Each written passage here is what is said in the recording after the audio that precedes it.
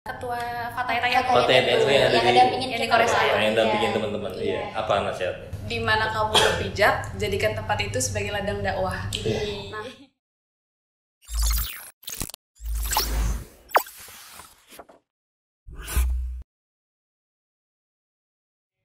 Assalamualaikum warahmatullahi wabarakatuh.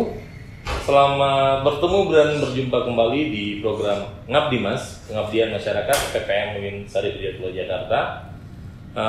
Pada kesempatan kali ini kita sudah kedatangan tamu-tamu, ini kakak-kakak yang cantik-cantik dan ganteng-ganteng. Ya, mereka ini adalah para peserta KKN internasional di Korea Selatan. Ya, tepuk tangan buat kita semuanya. Oke, kita akan ngobrol-ngobrol santai tentang bagaimana proses KKN internasional tahun 2022 di Korea Selatan. Sebelum itu kita perkenalkan dulu. Saya Yudi dari PPM Sarjana Jakarta. Ini ada teman-teman dari berbagai macam fakultas. Kita perkenalan dari yang pojok kanan dulu nih. Siapa namanya? Saya Aziz dari Fakultas Usuluddin, jurusan Ilmu Al-Quran Tafsir. Sekarang semester 8. Oke, selanjutnya. Oke, aku Mira dari Fakultas Syariah Hukum, jurusan Perbandingan Madzhab semester 8. Mira. Panggilannya Mira. Mira. Oke, halo, aku Lula, mahasiswi semester 8 di program studi Ilmu Al-Quran dan Tafsir Fakultas Usuluddin. Oke, Lula. Hai, aku Widat Rahma Sofia, Fakultas Dirasat Islamiyah, jurusan Dirasat Islamiyah semester 8. Panggilannya? Widat. Halo, saya Muhammad Rizky Fitriadi, panggilannya Rizky, dari Fakultas Ekonomi dan Bisnis, jurusan Manajemen semester 8. FEB, Fakultas Ekonomi. Oke, teman-teman semuanya yang menyaksikan di channel YouTube PPM, sebelum lanjut jangan lupa like, subscribe, dan komen ya.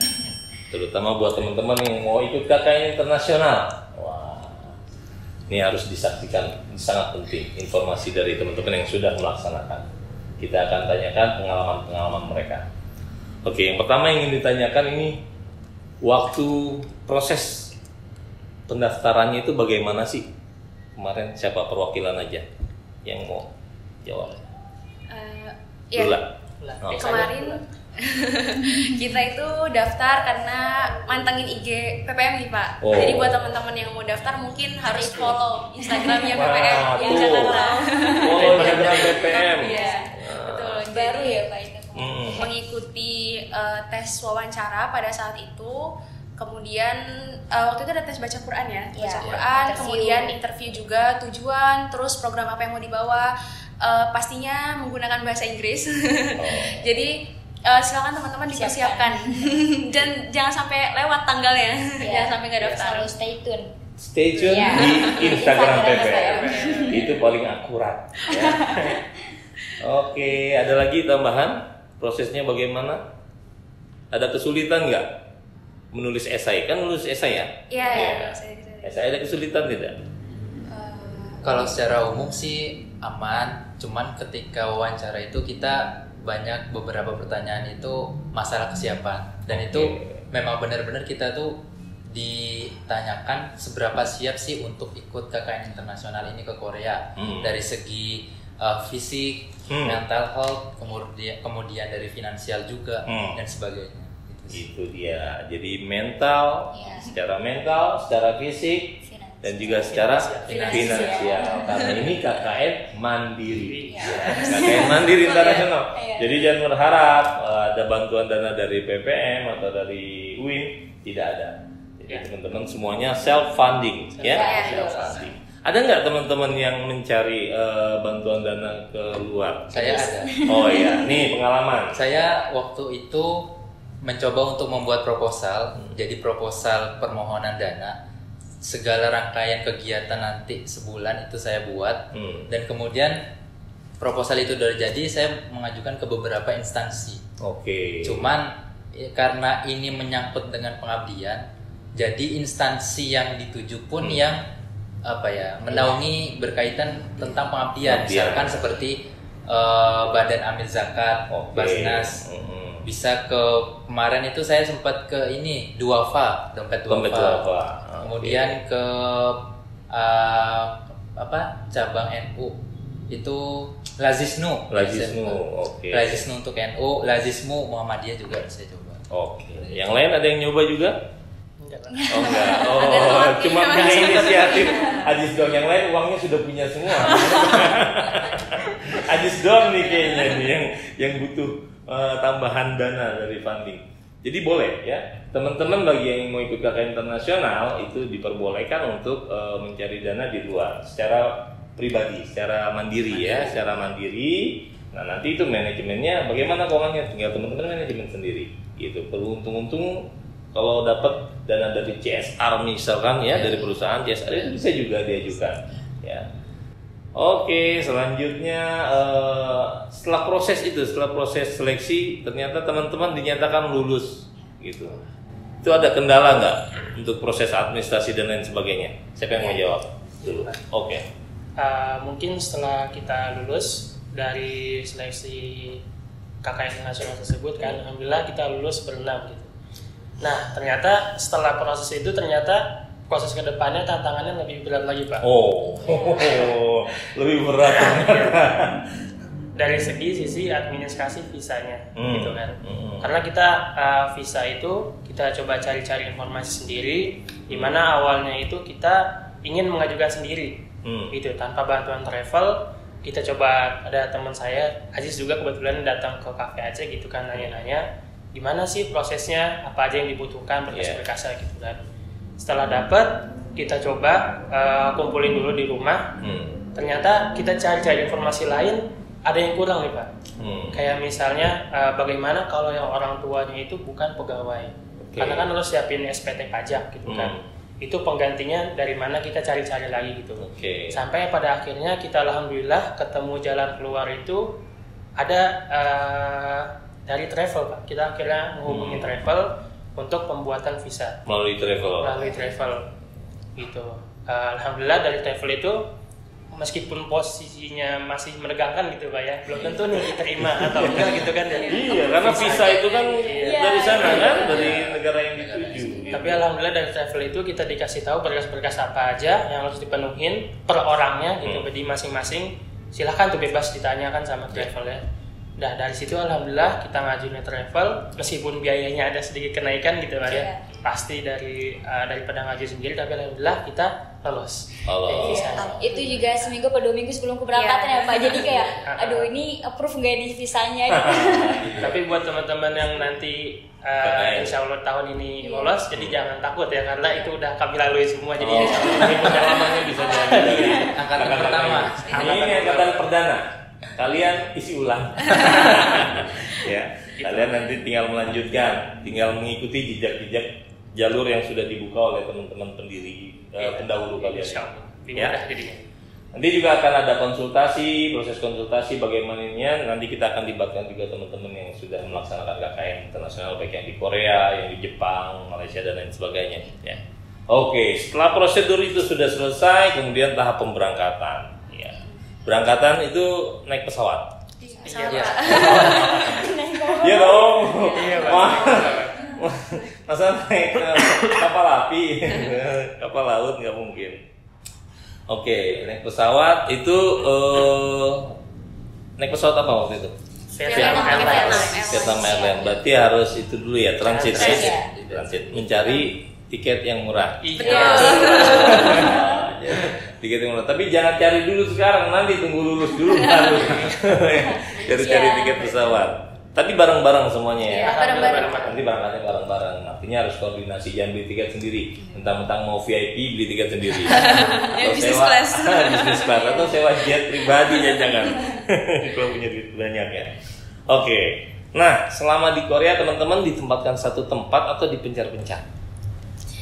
Dipencar sedikit ya, dipisah ya? Iya. Oke, dipisah-pisah, jadi nggak ditempatkan di satu tempat sebanyak 6 orang. Tapi yang untuk perempuan itu dijadikan satu. Yang dipisah yang laki-laki. Laki-laki. Ya. Jadi kita dibagi 3 tempat Pak. Di mana aja tuh tempatnya di Korea Selatan? Kita bagi 3 tempat. Yang laki-laki ini di Ihsan, daerah mana? daerah Jawa Labuk. Iya. Apa namanya? Iksan.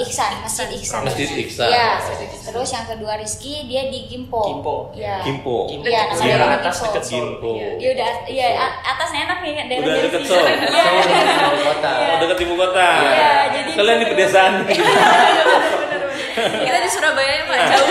Jadi jangan berpikir di Korea Selatan teman-teman, nanti ada di kota Korea Selatan yang bisa ketemu BTS, ketemu Blackpink dan kawan-kawan.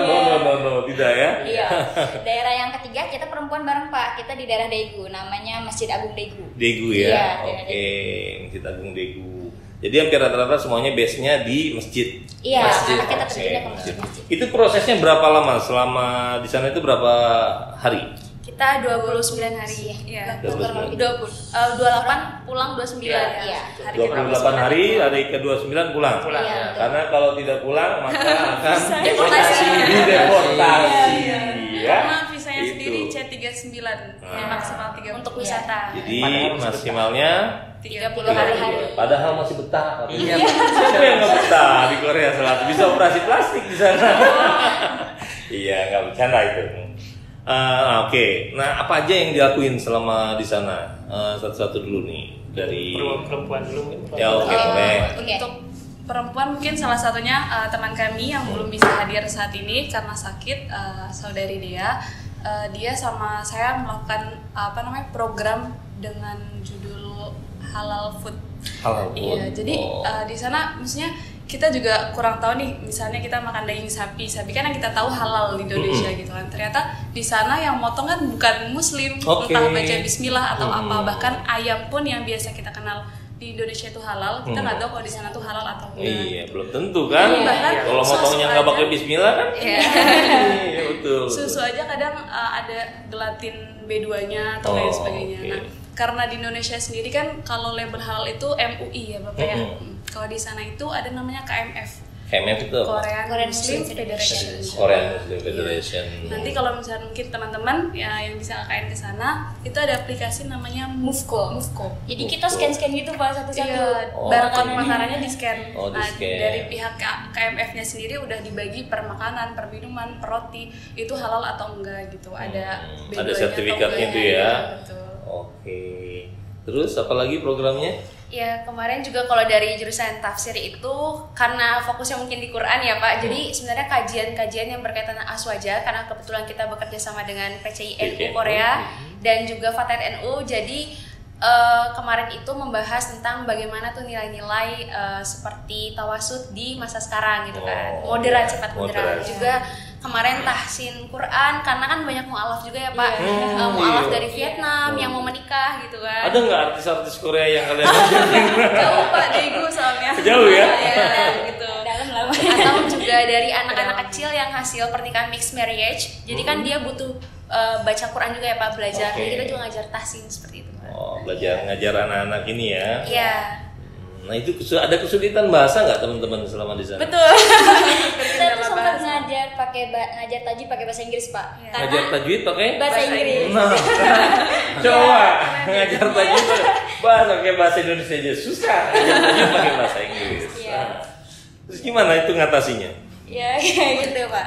Ada juga pakai bahasa Korea Pak. Jadi di sana ada anak-anak yang hasil mixed marriage itu dia nggak bisa bahasa Indonesia. Jadi Tapi teman paham- salah satu paham teman ya kita bahasa ya Indonesia. itu ngajarin baca Quran yang ngenalin huruf ke anak kecil itu Ikro, pakai ya. iya Pakai bahasa Korea. Pakai bahasa Korea.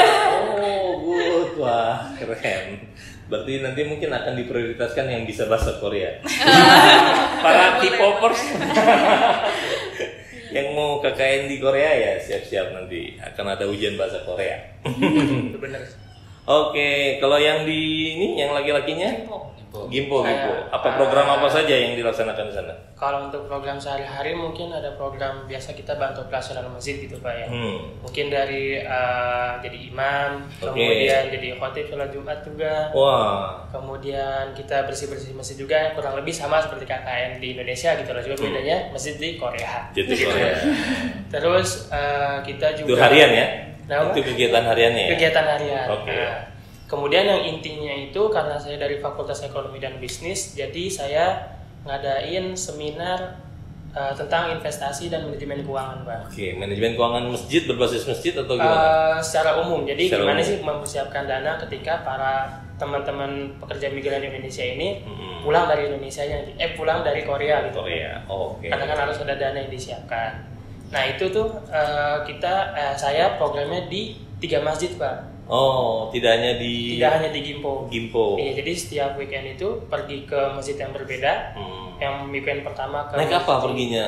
Nah ini saya waktu di minggu pertama itu diajarin sama teman-teman di sana untuk public transportation-nya dulu. Mulai dari gimana cara naik subway atau MRT kalau di sini ya, atau gimana cara naik bis gitu kan. Jadi ketika di minggu kedua dan ketiga saya ke masjid di kota yang berbeda itu sendiri, tidak diantar. Wih, mantap. Sendiri, tidak diantar, dengan syarat teman-teman itu harus punya basic bahasa Koreanya sedikit lah gitu, minimal bisa baca huruf Koreanya, Pak. Hangul. Iya. Oh gitu? Iya. Bisa baca huruf Korea. Baca Korea aja sulit. Gitu. Oke, wah menarik sekali. Tapi pada akhirnya tidak ada kesulitan ketika itu. Alhamdulillah tidak ada kesulitan, Pak. Nggak ada kesulitan. Karena nggak naik misalkan tujuannya mau ke Senen, nggak sampai Bablas sampai ke Tanjung Priok ya. Kita yang perempuan dan apa? Pernah ngalamin? Iya, yang perempuan sih. Nggak apa-apa, itu menarik Kan sih. hampir tengah malam waktu itu ya. Sampai kehabisan kereta, akhirnya kita harus pakai taksi yang lebih pricey, of course. Itu. Jadi pelajari bagaimana sebelum terjun nanti sudah terpilih menjadi calon peserta KKN di Korea, pelajari bagaimana budayanya, ya, pelajari bagaimana penggunaan alat transportasi di sana, gitu kan. Terlebih lagi tentang aturan-aturan atau hukum-hukum yang berada di sana, gitu kan? Iya. Biasa di sini buang sampah sembarangan, nih. Masalah Jangan foto juga, coba-coba. Pak. Foto juga. Iya, di Oh, sana iya. itu ada hukumannya, jadi nggak bisa. Jangan main sembarang foto. Mentang-mentang ada orang Korea mirip-mirip sama Jungkook kayak foto, nggak boleh. Ya? Oke. Nah, kalau kamu, Jis, gimana Jis? Kalau saya kurang lebih sama dengan saudara Rizky, kegiatan sehari-harinya membantu operasional masjid. Tapi sedikit berbeda karena di tempat itu kan jamaahnya rata-rata pekerja. Dan mereka pekerja itu migran yang dari Indonesia. Iya, pekerja imigran. Mereka itu berangkat pagi dan pulang malam. Otomatis pulang-pulang lapar. Karena di masjid nggak ada orang selain saya sendiri, jadi mau nggak mau saya harus masak. Oh gitu. Untuk mereka. Oh, untuk mereka. Iya. Wah. Jadi yang sebelumnya nggak pernah masak dituntut untuk belajar masak. Masak apa Jis? yang biasa. Menarik nih. Masak biasa, ya yang penting ada rasa kayak sayur, kemudian. Tapi masakan Indonesia ya? Masakan Indonesia. Indonesia. Oke. Ya. Tapi kegiatan kayak khutbah kayak gitu juga. Ya, kalau itu untuk mingguan ada Mingguan, seperti ya. kajian. Itu sih Pak yang harus diperhatiin ya, karena di sana kan beda banget kulturnya sama di sini. Mungkin di Indonesia kita bisa sholat dan yang lain gampang kali. Kalau di sana kan backgroundnya pekerja, yang mereka tuh istirahat kayak cuma dikasih 10 menit. Jadi karena Mira di terjunnya di bagian fikih, banyak banget pertanyaan dari mbak-mbak di sana gitu. Iya. Jadi kayak Bagaimana sholatnya, Sholatnya. wudunya di sana kayak nggak boleh basah. Gitulah banyak pertanyaan. Jadi teman-teman mungkin bisa dipersiapin nanti untuk proker kedepannya gimana buat terjun nanti mau menyampaikan apa gitu. Itu dia ya, tentang fikih di wilayah minoritas ya, fikih minoritas. Gimana kita ada tempat minoritas, di sana kita ditentukan oleh aturan-aturan yang berlaku di sana, aturan pekerja ya. Karena itu harus dipikirkan teman-teman nanti yang ada di Fakultas Syariah yang nanti mau ikut mungkin bisa dibuat modul tentang fikih minoritas untuk pekerja migran misalkan ya. Oke, nah saya ingin bertanya yang lebih fundamental. Selama 1 bulan pengalaman terbaik apa yang pernah teman-teman pengalaman terbaik ya. Banyak ya. Nanti ada pengalaman terburuk juga ada. Tunggu. Pasti ada pengalaman terburuk. Pengalaman terbaik dulu, satu dulu dari Ajis dulu deh. Kalau pengalaman terbaik dari saya itu apa ya? Saking banyak Pak ya, lupa. Kalau pengalaman terbaik selama di Korea lebih ke banyak mempelajari hal baru sih Pak. Jadi dengan kita bertraveling ke sana, kemudian menemui orang-orang di sana, itu semua pengalaman itu menurut saya tidak akan pernah terulang.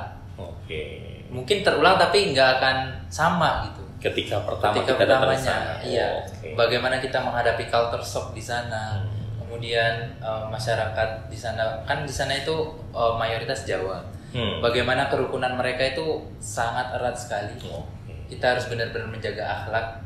Ya pokoknya jangan sampai kelewat batas lah sikap kita. Itu aja sih. Iya. Ya Pak, setiap tempat pasti punya cerita. Begitu juga ketika kita perjalanan ke Korea. Banyak banget ya Pak itu pasti. Iya dong. Iya, kita mempelajari budayanya di sana. Disiplin sih, lebih disiplinnya di sana tuh. Jadi kita yang nggak ada di Indonesia di sana terapin tuh kayak aduh. Semoga deh di Indonesia kayak gitu juga gitu masalah disiplin dan lain-lain, dan bikin kita tuh nambah bersyukur. Yang di Indonesia kita sering dengar azan tapi kita lalai sholat, di sana tuh dengar azan itu jarang gitu karena masjid di Korea yang benar-benar bangunan masjid itu cuma ada 2, satu di Seoul, yang satu lagi itu di Busan. Jadi yang lainnya Incheon. Iya. Yang lainnya bentuknya sewa sewaan itu Pak. Jadi bikin kita makin bersyukur. Kalau kamu apa? Waktu itu pernah sih Pak lagi kajian ke safari masjid juga. Sebenarnya kita sama kayak Rizky, kita juga keliling masjid. Bahkan kita juga sempat tur kampus. Itu pengalaman terbaik juga sih karena jadi kita bisa lebih ketemu banyak orang, mempelajari budaya orang, terus juga tahu perkuliahan di sana tuh gimana. Bedanya sama Indonesia itu seperti apa? Bedanya apa? Kalau di sana itu kita bersyukur ya, kalau di Indonesia kayaknya kita sangat lekat dengan bahasa Inggris. Jadi secara umum kita tuh bisa berkomunikasi dengan dari mancanegara. Di sana orang yang berkuliah di negeri pun belum tentu bisa bahasa Inggris. Di Korea. Jadi mereka nggak begitu mempelajari bahasa Korea Pak. Nah terus kalau misalkan untuk ketemu sama teman-teman Indonesianya, bersyukurnya karena ada yang bikin terenyuh sih Pak. Jadi kok ngerasanya di sini orang itu susah sholat tapi pengen sholat. Tapi nggak bisa. Pengen sholat tapi nggak bisa. Di sini masjid banyak terbara, kosong. Indonesia tiap 100. Di Indonesia kan tiap 500 meter mungkin masjid, tapi justru kita yang jarang datang ke masjid ternyata. Kalau kamu apa? Motif salah satu nasihat dari Mbak Sakinah itu. Mbak Sakinah itu siapa? Ketua Fatayat yang ada dampingin di Korea Selatan. Yang dampingin teman-teman. Iya. Apa nasihatnya? Di mana kamu berpijak, jadikan tempat itu sebagai ladang dakwah. Nah, kita kan pernah nyasar ya, Pak? Bukan nyasar, apa? Kelewasasi ya.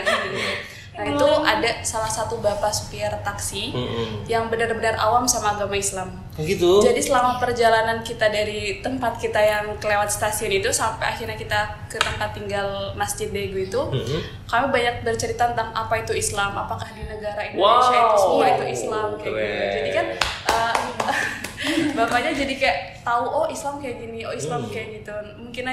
Mungkin gitu kan, suatu saat nanti bapak terketuk hatinya atau gimana. Dapat hidayah ya. Kalian dapat pahala kalau begitu. Mengenalkan Islam. Oke, menarik itu kejadian itu ya.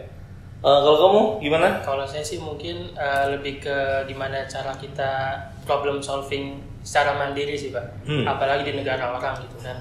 Mungkin dari bagaimana, sama sebenarnya saya seperti Aziz gitu. Harus masak juga sendiri Pak. Yang tadinya di luar mungkin dimasakin gitu kan karena tinggal sama orang tua. Di sini bisa beli di warteg. Bisa mahal. Dan biayanya mahal. Kemudian gimana ngatur jadwal sholat saat berpergian gitu kan, itu juga penting gitu buat kita. Terus ketika saya juga kebetulan di sana sempat sakit selama 2 hari. Gitu. Sakit apa? Sakit meriang mungkin Pak. Gitu ya. Karena mungkin aklimatisasi itu ya. Cuaca ya. Tapi tetap obatnya tolak angin juga Pak. Tolak angin. Ada tolak angin sana ya? Ada. Dijual ya? Dijual. Wah, tulisannya Korea enggak? Iya. Tulisan Korea? Tulisan Korea. Tulisan Korea. Ada tolak angin, jangan takut kalau masuk angin.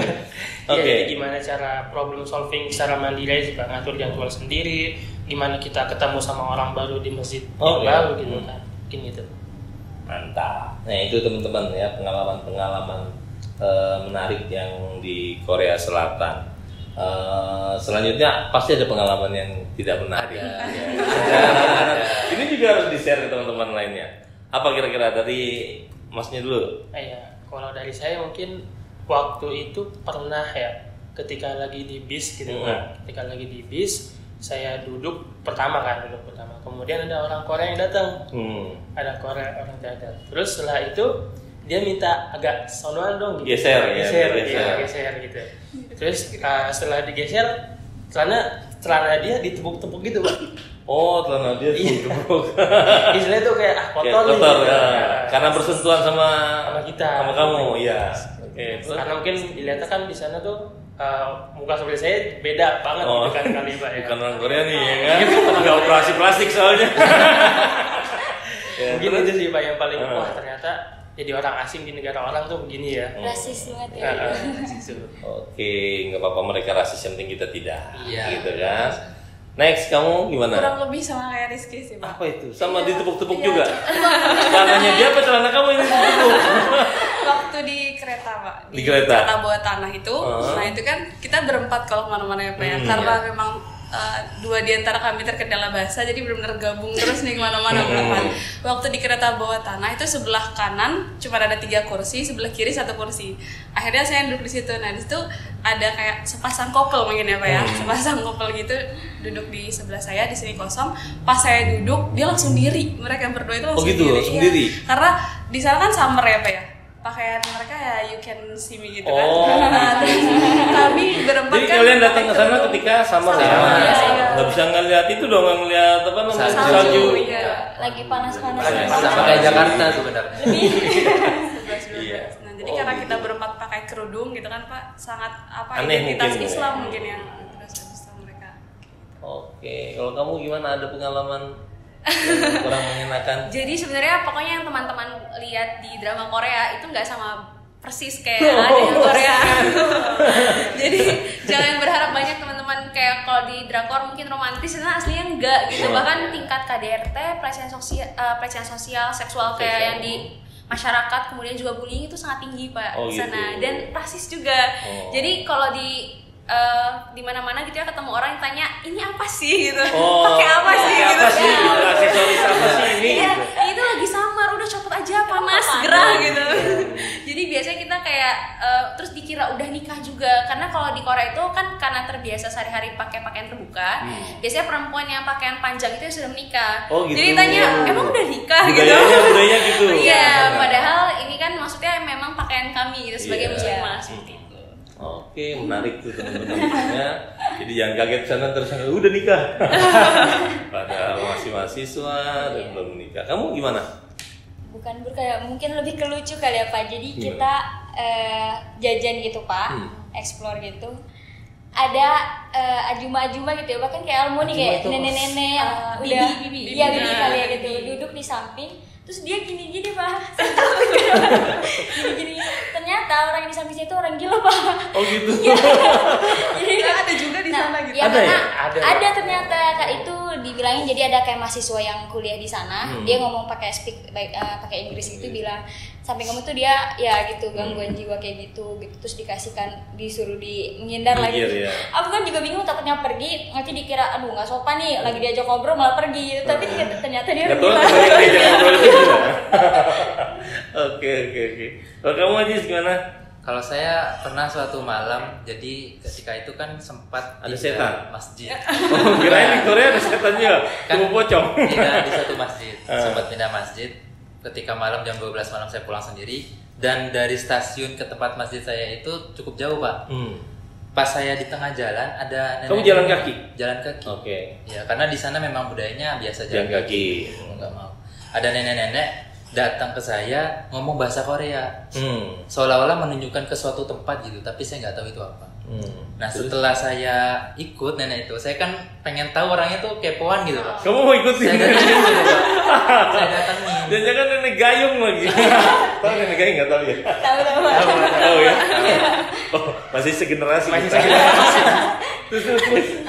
Ketika sudah nyampe ada ruko gitu, Pak, ruko berdiri. Disuruh masuk, saya masuk, terus ditunjukin ke kamar, Pak. Oh gitu. Iya. Nenek itu bukakan pintu, ada cewek di dalam. Oh gitu. Iya. Langsung saya itu kabur keluar, langsung pulang. Habis itu. Itu maksudnya nenek-neneknya itu mucikari? Bukan. Oh. Jadi di dalam kamar itu sudah ada perempuan gitu, Pak. PSK gitu. Iya. PSK gitu. Lebih kayak gitu. Oh. Ternyata memang berat kalau kita nggak paham bahasa Korea itu bisa ditunjukin ke jalan yang tidak benar. Ada juga nih Pak yang bahaya buat teman-teman. Biasanya pendatang itu suka didatangi sama orang yang ngasih brosur. Itu gimana jadi ceritanya yang brosur itu? Oke, jadi ini buat kehati-hatian aja buat teman-teman yang mau ke Korea Selatan. Jadi di sana itu banyak gereja-gereja yang ternyata ajarannya itu sesat. Bahkan nggak kayak Kristennya gitu Pak. Jadi sesat.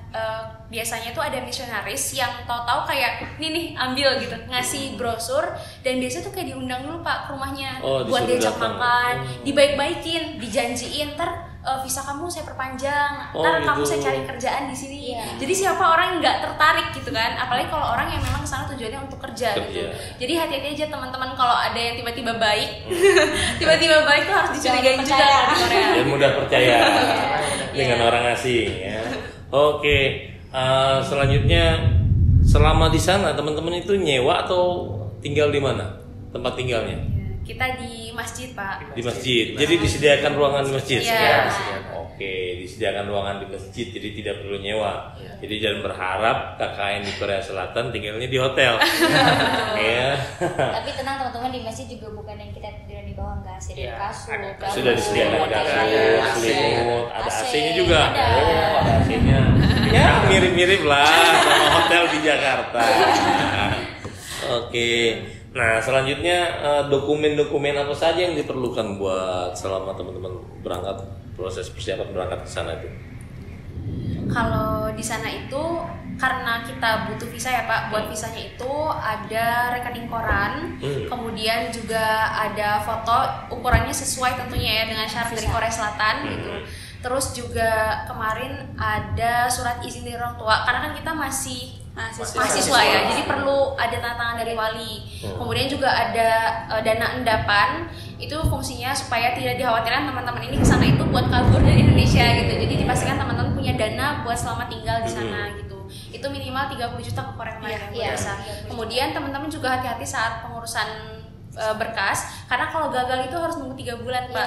Jadi bisa jadi nggak berangkat KKN ke Korea. Jadi teman-teman mengurusnya kemarin bersama-sama ya? Iya, makanya lewat travel. Kita milih pakai travel karena antisipasi supaya berkasnya ini aman dan approve visanya. Di Korea Visa Application Center itu biayanya 850.000 untuk visa per orang.